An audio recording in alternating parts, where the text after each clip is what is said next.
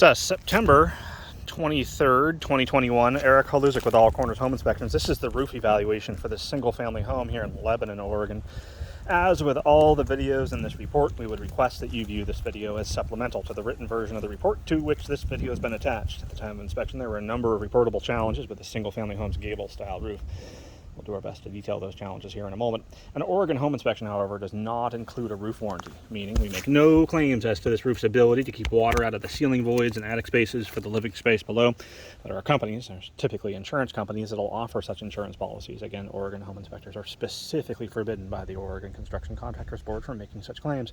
The first challenge that we'll note is that at the rear side of this roof line, and to a lesser extent at the right-hand side of the roof line, sort of near the river or the vacant lots at the right-hand side, we're making note of loose shingles. These are shingles that are characterized as being not connected to the shingle below it. So this shingle here, we find one that's attached. This shingle here is physically attached via a nice band of glue that over time, over the first, say, few months of its of the roof's life, adheres to the shingle below it.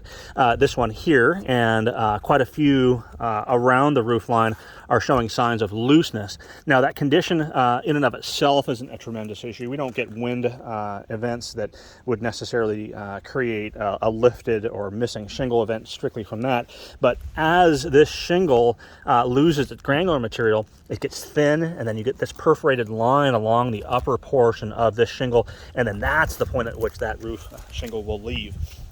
We're also making note of a few areas of patching at the rear portion of the roof line, and this patch is also not adhered to the roof as well. You can hear a little bit of crackling in the roof. That's the granular material shifting as I lift the shingle.